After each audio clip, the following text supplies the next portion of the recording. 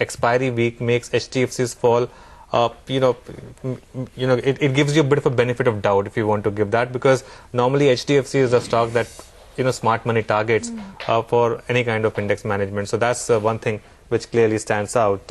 It's crucial for the bulls to defend 8200, Ekta. Make no mistake about that. Why is that? Because A, it was a massive resistance on the way up. So, if you don't want to see that given up very easily. And B, it has highest open interest at this point in time. It has open interest of 56 lakh shares, most of that on sell side. So that's why my sense is that 8200 should hold. At least one attempt at 8200 should be held. And after that, you take it forward. And 8300 call, of course, has the highest call open interest. Let's just cut across to Shireen Bhan now, who's in conversation with the Finance Minister. Even in the midst of global slowdown, the potential for growth in both these areas is much higher. India, of course, is one of the fastest growing emerging economies in the world.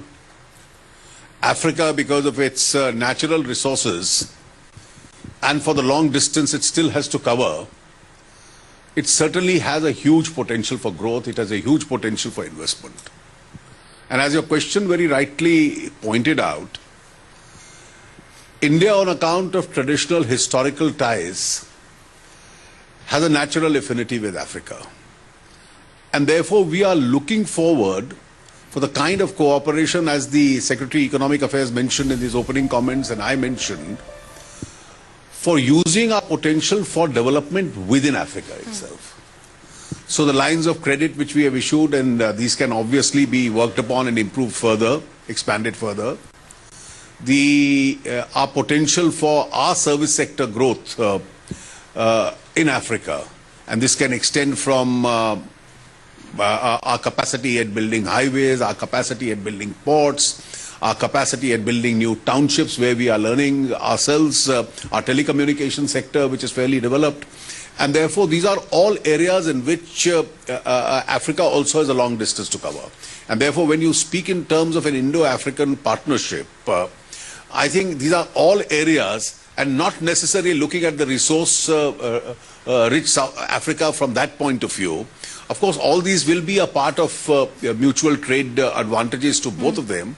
But I think the very object of this engagement is to carry forward this cooperation, and also cooperation in nourishing the human resource there. Sure. If I could just take that point forward, sir, and ask you about specifics in terms of the aspiration and where we actually see this partnership. Because oftentimes the comparison is made between how much the bilateral trade between China and Africa is and where India stands. In FY15 at about $70 billion. Of course, it has seen a significant increase. But compare that to China at $200 billion. What is the aspiration when we talk about India and Africa in terms of bilateral trade and investment? You see, in terms of opening out and in terms of rapid growth rates, China had a few decades advantage over us. And I think we in India had delayed our reform process. I can't understand why we did it. But the fact is that they had that early mover advantage. China also had the advantage of having almost for 3 decades grown at a very fast pace. And under their model of growth, export-led growth was one of the models that they followed. Of course, now they are undergoing a very significant change. We started late, and in between, in the last decade or so, we had slowed down. And I think India today aspires to grow much faster. And when I say we aspire to grow much faster, we are still not satisfied with the present growth rates that we've achieved. They may be, in comparison to rest of the countries, quite reasonably high. But our potential, I think, in a friendlier environment, both within and outside, is much higher.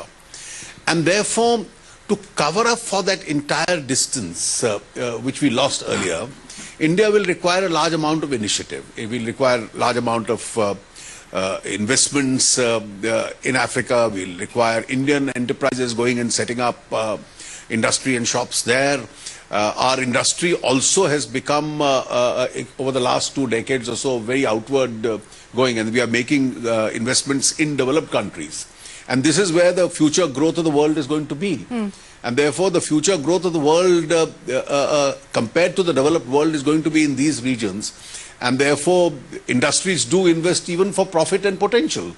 And therefore, that's where the potential is. And therefore, between India as a government, India as a private sector industry, and Africa as a growing continent, I think it's going to be a win-win relationship between both. If we can just continue the point as far as China is concerned, and at this point in time, while China is trying to move towards a domestic consumption economic model, it's also furthering its aspirations and pushing the cause of infrastructure diplomacy, if I could call it that. How critical is that going to be? Because you spoke about how one area of strategic importance is going to be capacity building, especially on the infrastructure side.